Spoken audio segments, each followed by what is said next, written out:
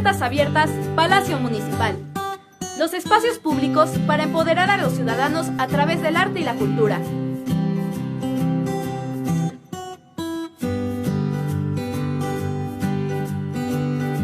Un gobierno municipal con la firme convicción de la apertura a la participación ciudadana y respetuoso de las libertades.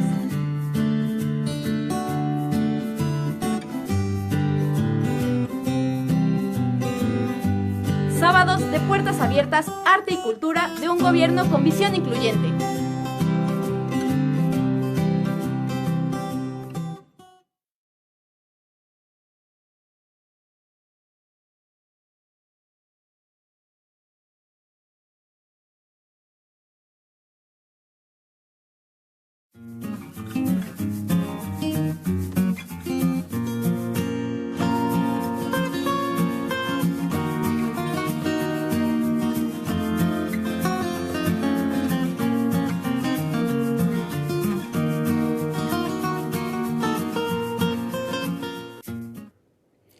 Hola, ¿qué tal? Bienvenidos a su programa Nihana Titani, comunicando ciencia y tecnología.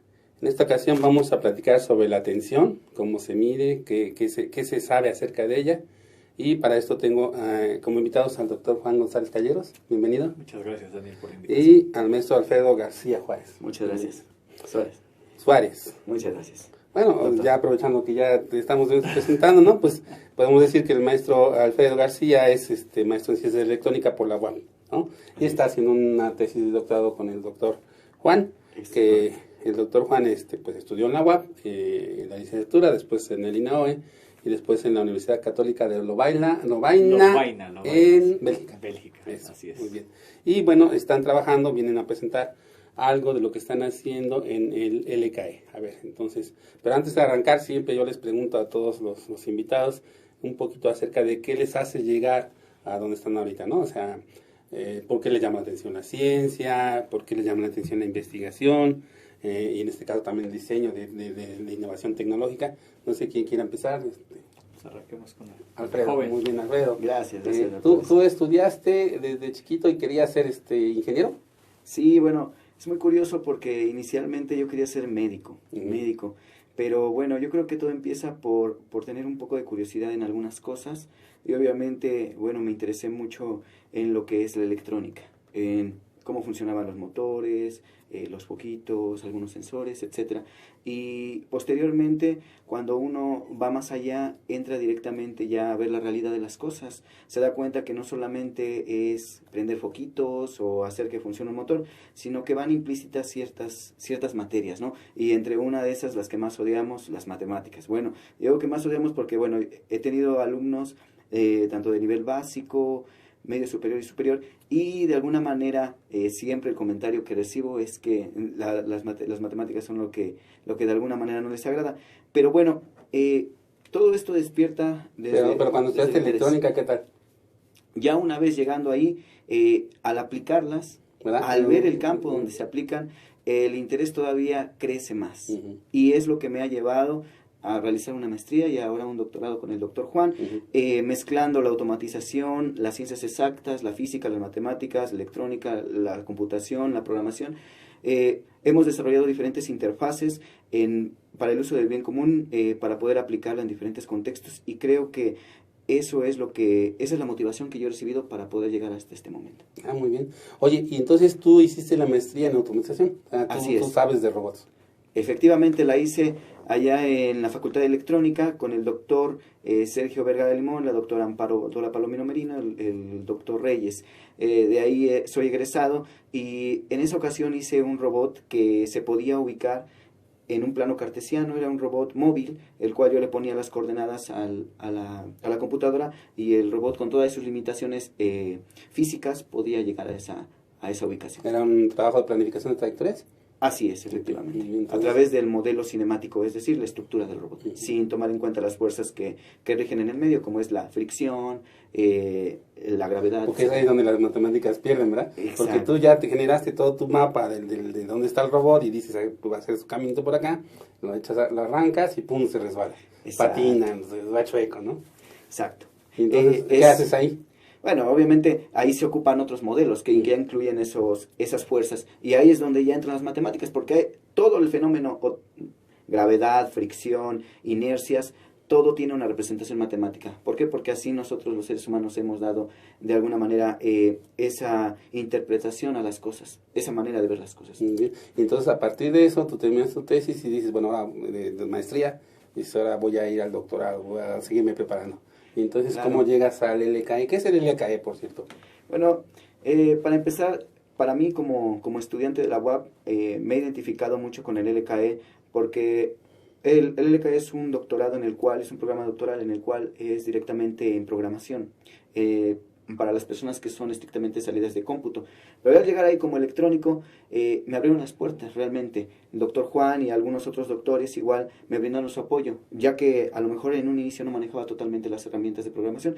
Poco a poco me he ido acoplando, y los desarrollos que hemos obtenido han sido muy buenos, tanto aquí en México como en otros países. Y bueno, la colaboración con otras personas ajenas a nuestro país, es decir, de otros países como Colombia, España, etcétera, pues me han enriquecido mucho como estudiante. Entonces puedo decir que el LKE ha sido un programa muy productivo para mí, que me ha ayudado al desarrollo profesional. Muy bien, felicidades. ¿No? Muchas gracias, ¿No? doctor Monsalve. Vamos a platicarle aquí con el doctor Juan. A ver, Claro que Juan, ¿tú siempre pensaste en trabajar con computadoras, en enseñarle a las computadoras cómo comportarse? Pues hay una anécdota. Mi papá era ingeniero en sistemas en la época de los mainframes y todo esto, que las grandes computadoras en el sistema bancario. Y claro, pues yo creo que hay que decirlo ahí con más detalle, porque Sí. lo que estás diciendo es como de los 80. De los 80s. Y entonces una computadora, Tarjetas perforadas, y unos sí, había que cuartotes, hacer unas cosotas unas gigantes. casas y unas terminales chiquititas con una pantalla que si acá, o sea, lo wow era, te voy a mandar un mensaje que diga, hola Juan, y tú como niño desde el otro le decías, me habla, ¿quién me está hablando? ¿Cómo le hacen para que, lo que hoy en día es la comunicación instantánea de mensajes, cómo es que llega esto aquí, ¿no? ¿Tú llegaste a usar una Yo tarjeta llegué a perforada? usar, no, pero en el trabajo de mi papá las usaban, entonces yo llegaba a esos lugares porque a mí me encantaba ir a ver a mi papá. Porque era todo una profesión, ¿no? Claro, ser capturista de datos era el que generaba las tarjetas había los perforadas. capturistas, había los que escribían los programas, que era el rol de mi papá. Él era el que se encargaba de hacer, por ejemplo, los programas para el pago de nómina.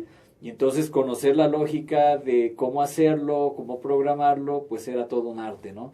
Y bueno, yo al estar cerca de eso empiezo a sentir atractivo por las computadoras, pero como que no era yo imaginarme de estar siempre con las máquinas. ¿Pensabas que ibas a estudiar otra cosa? Yo quería ser abogado, incluso era así como que mi fijación de yo quiero ser abogado, pero pues ya después mi formación vocacional y mi orientación vocacional en la prepa me fueron diciendo los maestros y la misma psicóloga, ¿sabes qué? Tú deberías ir a una ingeniería.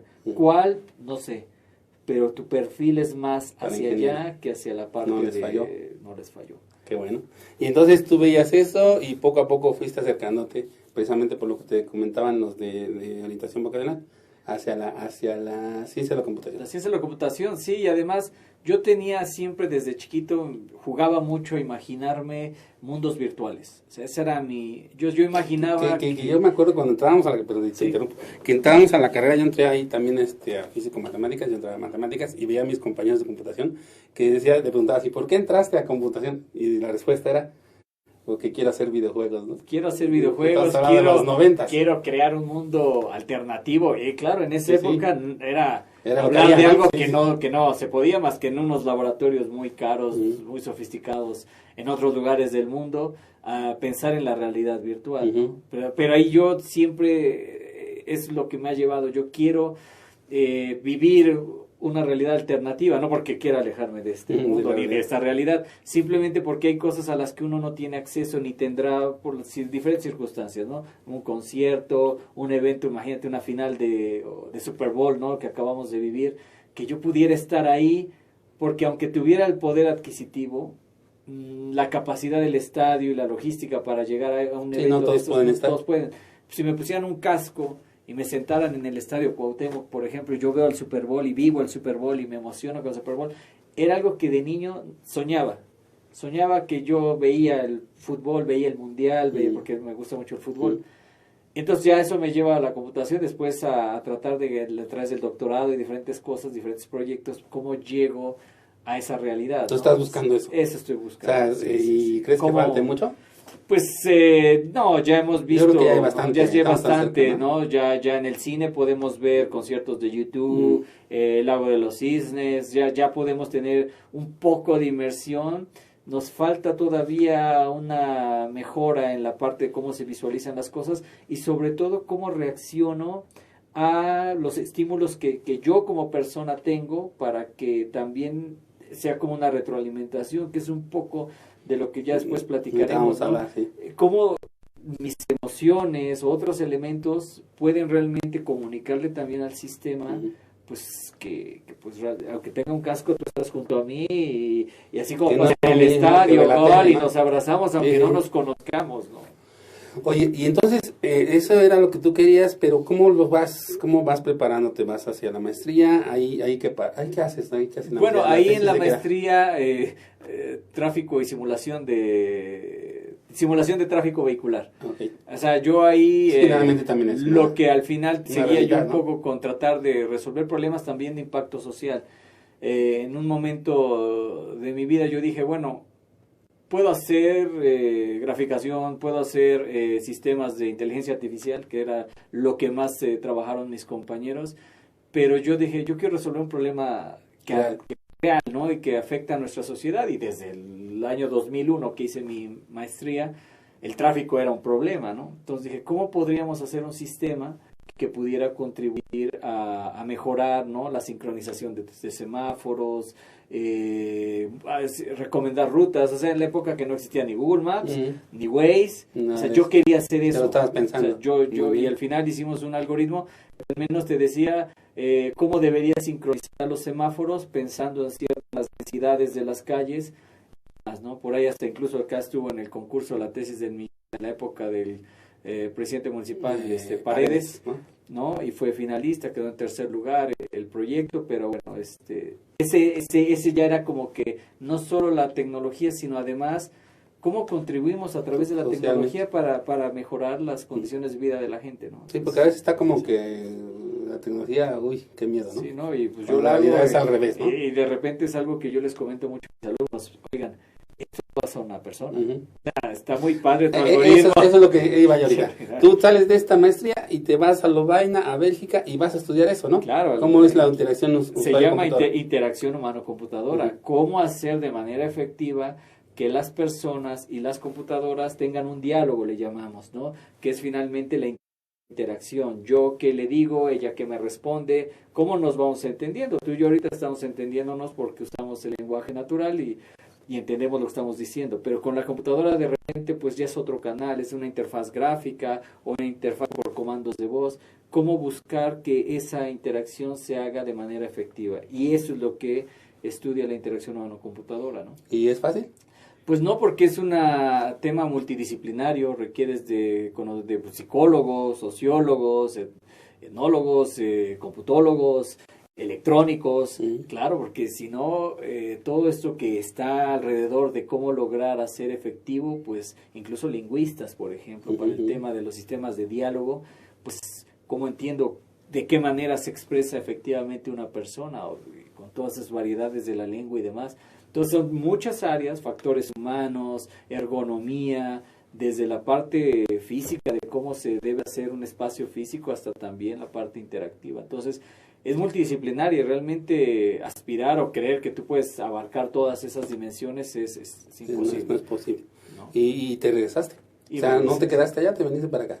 Claro, porque, o sea, yo la verdad, en un interés por sacar, bueno, no sacar adelante a mi país, porque sería así muy ambicioso decir que eso va a pasar porque yo de clase acá, simplemente de retribuir a mi país. Ellos me dieron una beca de formación doctoral en el extranjero, había un compromiso y yo vengo, lo hago en la universidad, yo podría regresar o buscar una alternativa laboral en otro lado, pero la verdad es que a mí